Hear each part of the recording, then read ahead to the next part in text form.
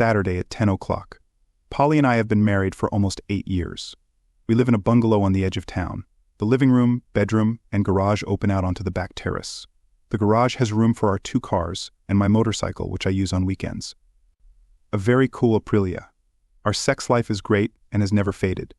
So I was stunned when one Monday out of the blue, she told me she was going on a date. It was to be on a coming Friday night. When we usually relax in front of the TV, the date was to be with a man who worked for her company, but in a different office on the other side of town. It was his birthday. It turned out that they had become friends during his visits to the head office on Wednesdays. Starting with coffee breaks together, they moved on to midweek lunches. And on the previous Wednesday, he stopped by her office after lunch to say goodbye and thank her for lunch. She walked him to the door, where he kissed her unexpectedly. He then invited her to dinner. "And you just let him?" I asked. "Well, he caught me off guard. We've always been honest with each other, Polly. So tell me the truth." "You encouraged him." "A little, I suppose, but it was only a kiss." "And you kissed him back?" "Well, yes. Polly and I discussed this date every night." She was calm but persistent. "No, it wasn't a birthday party. No one else was invited.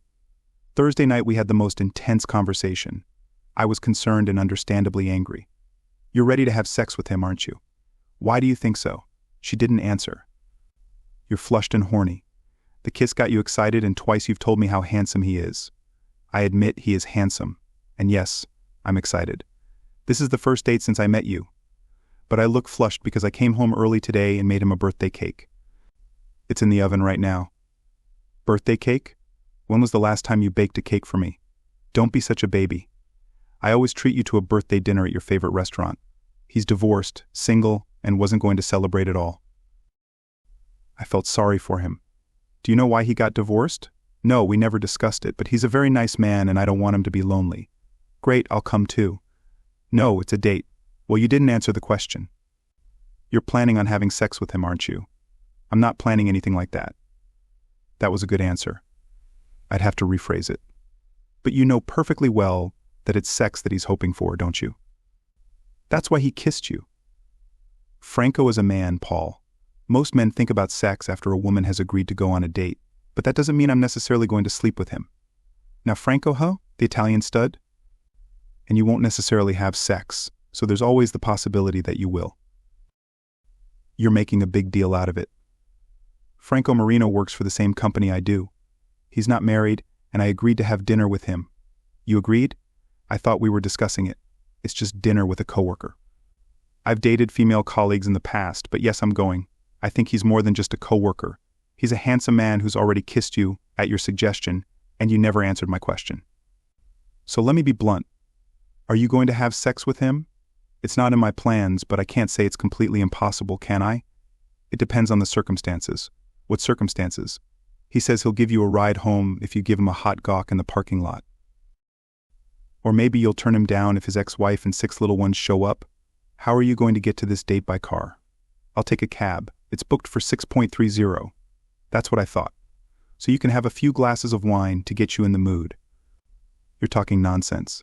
Of course I expect wine with the meal. Why would I take the car? The oven beeped. The cake is ready. Good. Maybe I'll have a slice. Paul, we both know how petty you can be. Please promise me you won't touch that cake. It's just a light biscuit. You won't even like it. Calling me petty was below the belt. Because it was the truth. Okay, I promise I won't touch the cake. She placed it on a rack to cool. I'll decorate it with fresh cream tomorrow before I leave. I noticed she had a professional cake box to deliver the cake to the restaurant. And promise me you won't touch that box either. I know what you're like. I won't touch anything. We walked back to the living room. Where are you going to have dinner? At the Marlborough Hotel. Of course I should have known. He must have booked a room. And these days you'll probably make do with half. He pays for dinner and wine and you pay for the bed. I hear they have good breakfasts. I'm tired of this bickering already. It's beneath your dignity, Paul. Franco didn't book a room at the Marlborough. We're only going for dinner. If you keep up this ridiculous jealousy, you'll force me to have sex with him. So keep your promise, and I'll keep this one. I promise to be home by 11. I'll be blunt, Polly, I don't like it. Well then, so be it. But since you're so wound up, I'll make you another promise. All right, let's hear it.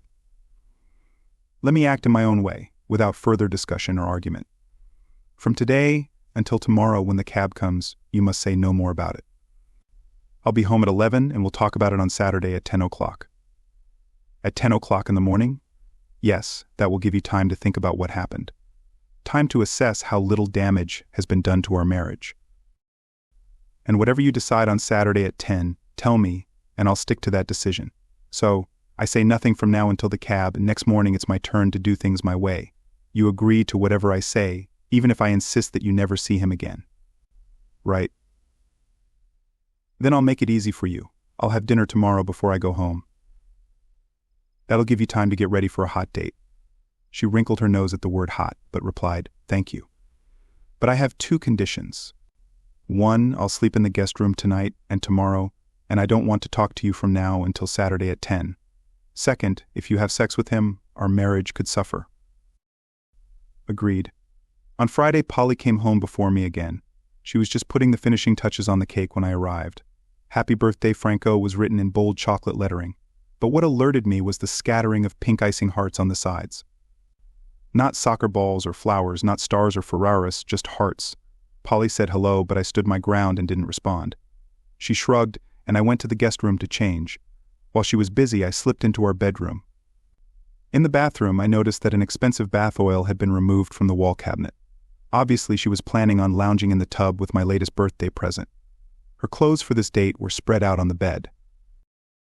The dress she had chosen was a classic LBD. It came with a pair of black stockings with ties and a tiny black thong that I had never seen before. Also, a new velvet choker with a fake diamond on the front, but no bra. Under the bed were the highest heeled shoes I'd ever seen. She had already closed the curtains leading to the patio. I checked to make sure the door was locked and took out the key. I was watching TV when Polly came out of the kitchen. "I'm going to go and get ready," she announced. "Listen, Paul, I know you're confused, but it's not necessary. I'm not having sex with him, and tomorrow this will all be a thing of the past." I nodded. As soon as I heard the click with which she closed the bedroom door, I was overcome with the urge to act.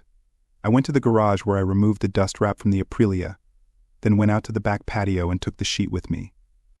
I couldn't look into the bathroom, but I could hear the taps running. I waited until they quieted down and she climbed into the tub. Then I unlocked the door and slipped inside. Placing a sheet on the floor, I opened Polly's closet. In a couple minutes, there was a big pile of clothes in there.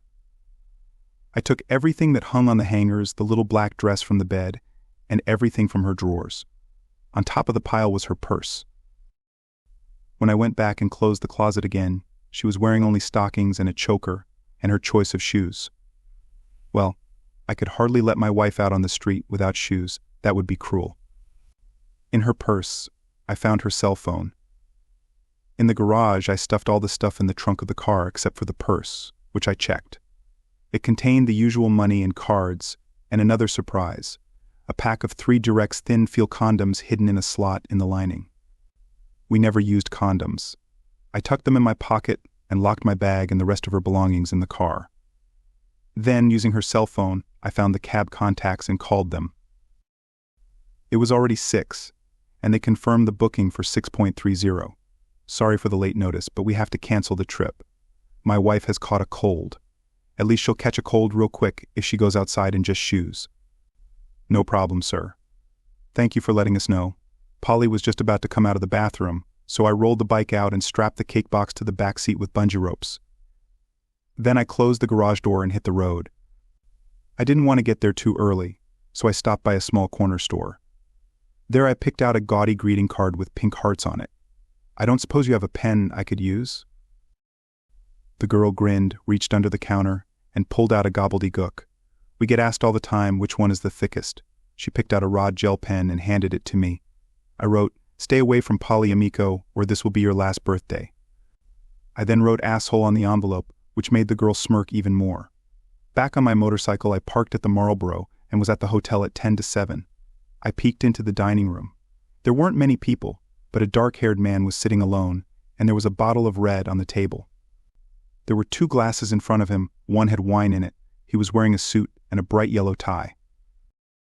Who wears a yellow tie on a date? Hotel front desk staff let their guard down when they saw a man in an emergency helmet carrying a box of cake. Birthday delivery for Mr. Marino, I announce. Okay, I was taking a bit of a risk, but luck had been with me so far and it wasn't leaving me now. Mr. and Mrs. Marino are in room 108, but I think I saw him go into the dining room. The yellow tie, that's him. Thank you. He looked surprised when I sat down across from him. Special delivery from Polly, I announced. As if that wasn't confusing enough, I took the table napkin out of the ring, unfolded it, and placed it in my lap. Then I leaned forward and opened the box. There lay his cake in all its splendor. But who? I raised my hand over the tabletop again. The napkin concealed both it and what I was holding. It's the birthday boy with the gun. Say one word and it will be your last. Nod if you understand. He nodded and I tucked my hand back under the table. Now it's pointed right at you and I'm going to ask you some questions. I warn you, I've asked Polly the same questions before. She's my wife, by the way. So one lie and little Franco will be splattered all over the dining room. Are we both on the same page? He nodded again. I'd never seen a man turn so white. How many times have you fucked her? Never, he said. Honestly, we haven't. Never, he stammered. You booked a room so it was all planned for tonight. I admit, I was hoping for that, but it wasn't definite. Then here's the important question. Make sure your answer matches her answer. Does Polly know that you have a reservation? Yes. I looked around. No one was paying attention to us. You're Italian. You know exactly how a man feels when his woman steps away from the marital bed. So I offer you a choice. Either my hand will squeeze slightly and don't think I won't. The love of my life has cheated on me, at least mentally. Or if you want, you can stick your head in this cake. Choose now. He quickly lowered his face. Cream oozed around his ears and ruined his beautiful tie. While he was doing that, I removed the napkin and squeezed anyway. Of course, I couldn't see the bag of frosting, but I could hear the contents hit his crotch. Lucky Franco, he got his cream pie after all, and exactly where he wanted it. I crumpled up what was left of it and put it on the table next to his birthday card. His face was still in the cake. Then I stood up. Several people watched as I finished his glass of wine and poured the bottle over his head. No one said a word. At home, Polly was sitting on the living room couch in her bathrobe and slippers. They must have been in the bathroom. Hardly the proper attire for a Marlboro. What have you done, Paul? She shrieked. I made a lightning motion across my lips, whispered, Saturday at 10, and went to bed. Saturday. I woke her up at 6, throwing the sheet and clothes on top of her. How did you get in? I locked the door. I showed her another key and replaced it in the patio door. Then I took a quick bike ride and had breakfast in a neighboring town. Sure enough, by 10 o'clock I was home. We sat across from each other at the dining room table. Polly frowned when I put a cake knife between us. It was large and very sharp. She was wearing a simple jogging suit. You'd look better in a dress, Polly. These clothes are boring. You should diversify it a little with stockings and a choker. She ignored this and asked, What did you do last night, besides stealing my clothes? I went to the hotel and let Franco know you weren't coming, but I gave him your cake. He seemed to like it. He couldn't get enough. Here's your purse and your phone. By the way, I deleted your Italian contact. You'll have to wait until Wednesday to get it again. Maybe I will. Last week, I continued, you told me several times that your date was only dinner. You stated categorically that you didn't plan to have sex with him and that he didn't make a reservation. She was silent. You also agreed that anything I say now at 10 o'clock you will agree to. She nodded. I checked with the hotel and Marino had booked a room, and I had every reason to believe him when he said you knew about everything. Tonight I'll get what I want. You'll be sleeping in the guest room. I'm starting divorce proceedings this week and I want you cleaned up by the weekend. I don't care where you go. I hear Rome is nice this time of year. Her jaw dropped as quickly as Marino's head did. I'll sell the house and give you half, but there will be no maintenance payments. You'll live alone. But I'll never hell no, I shouted, knocking myself on the head. It's been decided here. Paul, please. No. Did you think you could just go and sleep with some fatty and leave me to watch TV? But we never. It doesn't matter, stockings, thongs, no bra. That's what matters. 45 minutes for dinner, and you should have had about 8. That gave you over 2 hours before you had to call a cab. I suppose you were hoping he'd show up 3 times before heading home. We'll probably fight over the furniture, so let's make some decisions now. I placed 3 condoms in front of her and pinned them to the table with a knife. You can keep this table.